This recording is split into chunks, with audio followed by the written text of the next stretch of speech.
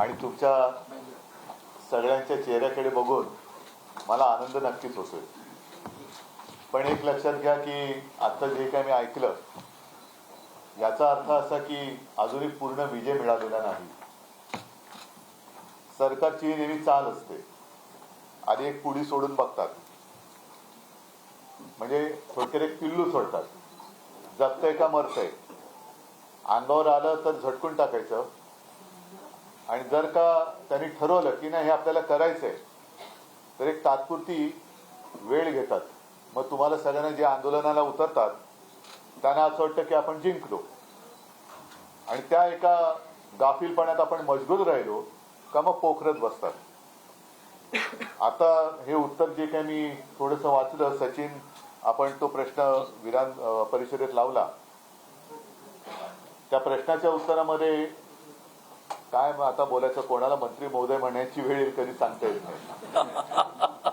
म्हणजे तुमच्या समोर यायच्या आधी घरी काही जणांना बोलवलं होतं आणि तिथे मी म्हटलं की पहिला प्रथम किंवा अनेक वर्षांनी, कारण काय होतं की आम्ही राजकारणी लोक म्हटल्यानंतर सरकार टिकवायचं असतं, मग कोणाला तरी काहीतरी त्याचा संबंध असो वा नसो मंत्रीपद दिलं का खुश, सरकार टिकलं, मग त्याला त्यातलं काही कळतंय नाही कळतंय काय माहिती नाही.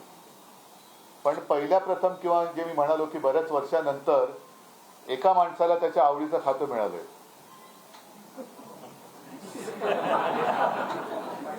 कोणतं? रमी क्रीडा.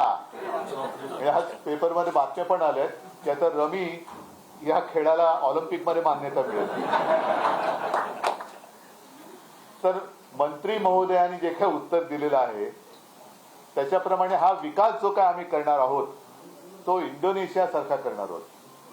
म्हणजे काय की तुम्ही सगळ्यांनी आता सावध राहायची वेळ आलेली. इंडोनेशियातला विकास किती जणांनी बघितलाय, पाहिलाय? मला पण माहिती नाहीये.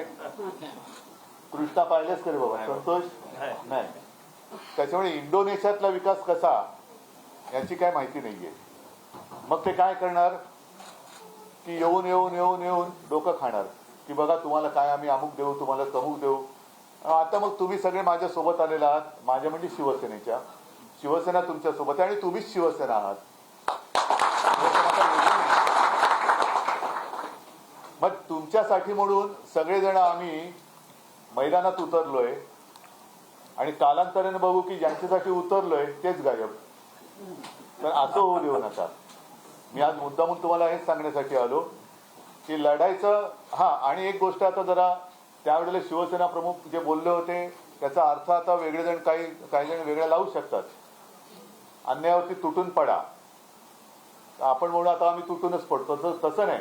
मी तर म्हणेन अन्याय तोडून टाका, अन्याय तोडून टाका, अन्याय सहन करायचंच नाही. कृष्णा काय, अरविंद काय, संतोष, सचिन काय, सगळेच, अशोक भाऊ आहे तिकडे, संतोष आहेत. आणि मला हा विषय समजून नीट सांगितलं तो आदित्यनी.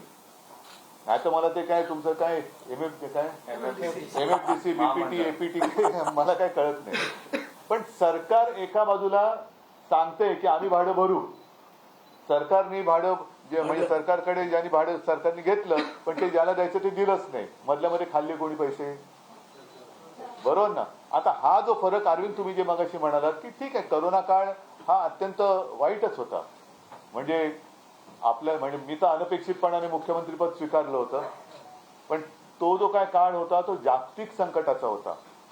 त्याच्यामध्ये आपण जे काय करू शकत होतो ते केलं, पण बऱ्याचशा गोष्टी करूच शकलो नाही. एकदा का बोललो की ते केलं पाहिजे, आणि जर का आपलं सरकार आलं असतं तर आज तुमच्यावरती लढण्याची वेळच आली नसती, अजिबात येऊ दिली नाही. पण शिवसेनेची स्थापनाच मूळ भूमिपुत्रांच्या न्याय हक्कासाठी झालेली आहे. आणि साहजिकच आहे, महाराष्ट्र म्हटल्यानंतर महाराष्ट्राचा भूमिपुत्र हा मराठी आहे. मग त्याच्यामध्ये कोळी असेल, म्हणजे हे पूर्वीचे जे काय म्हणाले भंडारी, पाठारे प्रभू, सगळेच ही सगळी आता लोक आपण आपापल्या परंपरा आतापर्यंत नाही म्हटलं तरी तसेच सांभाळतो. आता पुढच्या आठवड्यामध्ये नारळी पौर्णिमा, मग हा तर कोळी लोकांचा मोठा सण. ह्या अशा काही गोष्टी परंपरागत ज्या आहेत त्या हळूहळू नाही म्हटलं तरी नाहीशा होत चाललेल्या आहेत. आणि तोच एक विषय किंवा तोच एक मुद्दा घेऊन सरकार जणू काही महाराष्ट्रातून मराठी संपवायला निघालेली आहे. मध्ये आपण जो काही विषय हातामध्ये घेतला, आपण अनेकदा सांगितलं की आम्हाला कोणत्याही भाषेचा द्वेष नाहीये, कोणत्याही भाषेचा द्वेष नाही, पण आमच्यावर सक्ती करू नका. आता जे काय भारतीय जनता पक्षाचं चाललेलं आहे, एक तर भारतीय जनता पक्षाचं काय चाललेलं आहे, जसं समर्थ रामदास म्हणाले होते की मराठा ते तुका मिळवावा, महाराष्ट्र धर्म वाढवावा, तसं आता भाजपवाले म्हणतात भ्रष्टाचारी ते तुका मिळवावा, भाजपा पक्ष वाढवावा. आता सहज गंमत सुचलं म्हणून सांगतोय की एका बापाने मुलाला विचारलं, तू काय करायचंय, काय तुला काय ठरवलंय? तुला नाही, मी शिकणार, मोठा होणार आणि भाजपात जाऊन देशकार्य करणार. तुला काय वेडायच की काय? तुला जर का तसं पाहिजे असेल तर डायरेक्ट भाजपात नाही जायचं, आधी दुसऱ्या कुठल्या तरी पक्षात जा, काहीतरी गडबड घोटाळा घे, तर मग तुला तिकडे सन्मानाने बोलवतील आणि मंत्री करतील. पण तू जर का थेट भाजपात गेलास तर उपऱ्यांच्या सतरंज्या तुला उचलावे लागतील. हेच चाललेलं आहे आता. म्हणजे आपले जे काय आहे ते मारून टाकायचं. तरी लोकसभेच्या वेळेला ते पियुष गोयल काय बोलले होते कोळीवाड्यांच्या बाबतीत, मी विसरलो, पण तुमच्या वास येतो. मतं पाहिजेत, मताला वास नाही येत. पण आमच्या मच्छीमार किंवा आता मी स्वतः कॉलेजमध्ये जाताना बांद्रा ते आपली तेव्हा व्हीटी म्हणायची, आता छत्रपती शिवाजी टर्मिनस, हार्बरने यायचो. आणि मग तेव्हा माझ्या कोळी माता भगिनी यायचा, मच्छी का पाणी, मच्छी का पाणी. नुसतं मच्छी का पाणी म्हटलं होती, लोक इथे तिथे पळायचे. का? मच्छी पाहिजे पण पाणी नको, वास नको. काय कितीही हा म्हणजे निर्दयीपणा आहे. म्हणजे यांना सगळ्यांना मतं पाहिजेत, राज्य करायचंय, पण आता त्याच्यात आहे ना वास नको. हा, त्याच्यामध्ये ते त्यांनी म्हटलं की काय ते वेस्ट. मग आता ही कंपनी पुन्हा कोणाची ते शोधा. Foul fish, foul fish, foul smell of fish waste generated at Sassoon dock. आता किती वर्ष झाली? या मंत्र्याच्या कित्येक पटीने जास्त वयाची ससून डॉक असेल. बरोबर आहे. आतापर्यंत कोणाला वास नाही आला. आणि कोळी लोकांचं मला एक कळतं की अडचण काय आहे की तुमच्याकडे कोणत्याही सातबाऱ्याचा उतारा नाही. तुमची शेती जर का आपण असं म्हटलं मत्स्य शेती, तर समुद्रात जाऊन तुम्ही जीव धोक्यात घालून मासेमारी करतात. कारण मला आठवतंय मी मुख्यमंत्री असताना निसर्ग वादळ आलं, त्योक्ते वादळ आलं आणि अक्षरशः काही वेळेला घाम फुटायचा. कारण मी कलेक्टरना जेव्हा चौकशी करायचो ते म्हणाले, साहेब अजून एवढे म्हणजे एकूण एवढे मच्छीमार समुद्रात गेलेले, एवढे परत आलेत, अजून एवढे बाकी आहेत, अजून त्यांना संपर्क होत नाही. मग कुठे तुम्ही जाता, काय करता, गेले तर किती दिवस राहता, कसे राहता, आणि इकडे आल्यानंतर जर का तुम्हाला अपमानास्पद राहावं लागत असेल आणि तुम्हाला हुसकावण्याची भाषा जर का कोण करत असेल तर तो अन्याय तोडून मोडून टाकल्याशिवाय शिवसेना स्वस्थ बसणार नाही. हे मी तुम्हाला फक्त एकजूट मजबूत ठेवा, त्याच्यामध्ये कोणाला काड्या घालण्याची संधी देऊ नका. आपलं जे काय आहे ना मच्छी का पाणी आणि आपलं मराठी माणसाचं पाणी हे त्याला बरोबर पाजायचं, त्याला बरोबर पाजायचं. बाकी काय काळजी करू नका. आणि आता कोळी महिला म्हटल्यानंतर काय वेगळं सांगण्याची गरज आहे. एकदा का कसं चिडलं की काय करतो तुम्ही?